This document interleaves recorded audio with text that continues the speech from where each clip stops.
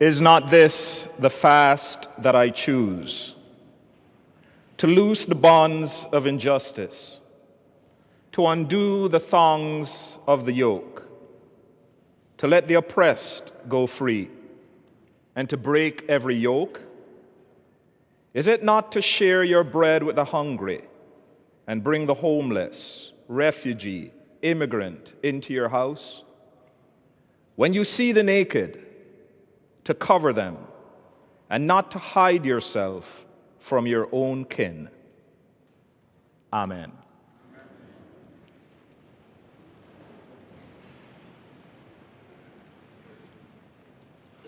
Those words are huge. Big league, biglet. Intense. They're not alternative facts. And if to make that point clear, our gospel reading says, "For I tell you, unless your righteousness exceeds that of the scribes and Pharisees, you will never enter the kingdom of heaven." As usual, I want to encourage you to take home the worship bulletin and spend time with all our readings. The readings from Isaiah, 1 Corinthians, and the Gospel of Matthew. They offer us guidelines, core values, and the principle and foundation of who we are, whose we are, and what God is asking of us in these challenging, frightening, and uncertain political times. I use the phrase "the principle and foundation." Jesuits define the principle and foundation as our commitment to praise, reverence, and serve God, and to save our souls and the souls of others. The principle and foundation of the spiritual life is to serve God, reverence God, to seek ways of saving the world and saving our soul. The principle and foundation of the spiritual life is to live like Jesus. This is our call, and this is our mission, to live our lives in imitation of Jesus. Jesuits do this by embracing the mission ad maiorem Dei gloriam. Ad maiorem Dei gloriam. Latin words that mean to the greater honor and glory of God. Every moment of our life, every instance calls us to live lives directed towards God, live lives in reverence, and lives that bring the greater glory of God. At the heart of the principle and foundation of the spiritual path, at the heart of the principle and foundation of Jesus' Sermon on the Mount, is what the Jesuits call the mages, another Latin word. Mages is a Latin word that means more. God is always calling us to be more. God is always calling us to love more. God is always calling us to serve more. God is always calling us to forgive some more, to bless some more, to be more. And if truth be told, at the heart of every human life, each of you individually, is always capable of doing more and being more and living more for God. This is what it means to be human.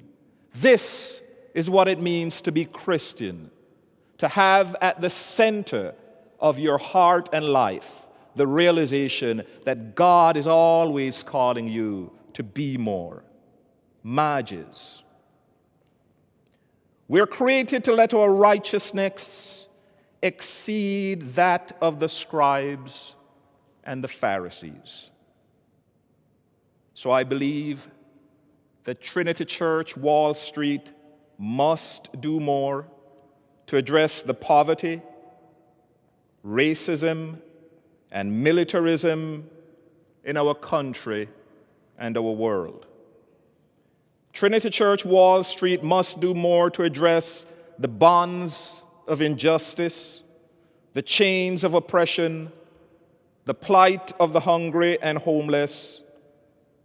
We must do more to address the poor and the immigrant. When we pay close attention to the Sermon on the Mount, we notice that Jesus moves from they to you. And when you pay close attention, you hear Jesus beginning by saying, "Blessed are the poor in spirit, for they. Blessed are the merciful, for they. Blessed are the meek, for they. Blessed are the peacemakers." And then Jesus puts an interesting pivot, and Jesus says the following: "Blessed are you. Blessed are you when people persecute and revile you and accuse you falsely on my account. Great will be your reward in heaven." That's Matthew chapter 5, verse 12. Our gospel reading picks up today, Matthew chapter 5, verse 13, with this direct address. Jesus is talking to you. Jesus is addressing you. Jesus is reaching out to you and inviting you to recognize your place in doing more, in being more. Jesus comes to each of us with a specific call. In Jesuit spirituality, the way to live the Mages and the principle and foundation is to ask ourselves daily this three-part question. The Jesuits believe that there is no true living of the spiritual life without this three-part question. What have I done for Christ? What have you done for Christ? What am I doing for Christ? What are you doing for Christ? And the third question, what will I do for Christ? What will you do for Christ?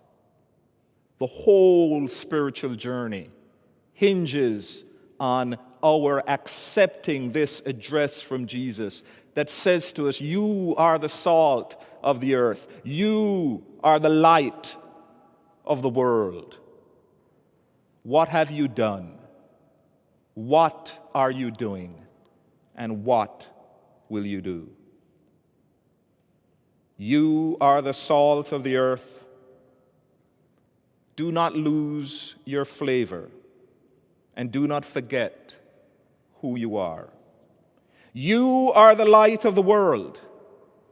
You must let your light shine. Your righteousness must be more. Your righteousness must bring about more in this world.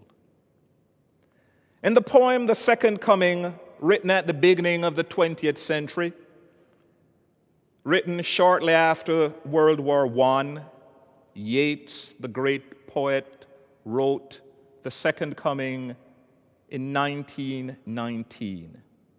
I quote a few words. The best lack all conviction, while the worst are full of passionate intensity. Surely some revelation is at hand. Surely the second coming is at hand. God is calling you to find your intensity. God is calling you to get in touch with the core value of who you are and what it means to be part of this church community. God is calling you, calling us, now more than ever, to do more in order to save our souls and to save this world. Dear brothers and sisters, we live in uncertain times. You know it. You hear it. You see it in the news every day. You feel it in your bones. And those who have friends or family who are immigrant, you know exactly what I'm talking about. These are difficult times. These are uncertain times. And these are frightening times for many. The words of Jesus come to us and call us to do great things for God and for the salvation of souls. Let us not lack conviction. Let us remember that we are salt and light. Let us remember that God invites us to do more. We are called to do more on behalf of the hungry, the stranger, the prisoner, and the dispossessed. The Christian life is not about our comfort. The Christian life is not about staying in our circle. The Christian life is about finding the places and the people who are most in need of God's love and God's mercy. It is this same Matthew of the Sermon on the Mount, who gives us the parable of the final judgment in Matthew chapter 25. And these are the powerful words in Matthew chapter 25. Whatever you do to the least of my brother, the least of my sister, you do to me. Whatever we do,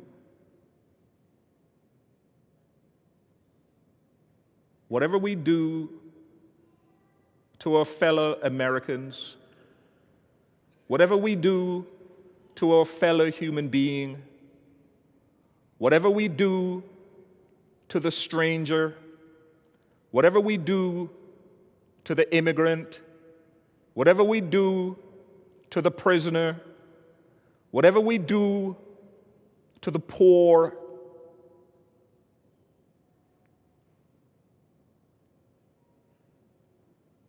we do to Jesus.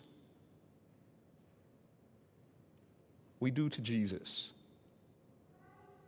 I thank our vicar for the powerful sermon of last week. And I'm Jamaican, man. I give it to you straight, This is not politics, but I'll give it to you straight. This is Jesus. And I thank the vicar, and because this is what we're about. We're a family.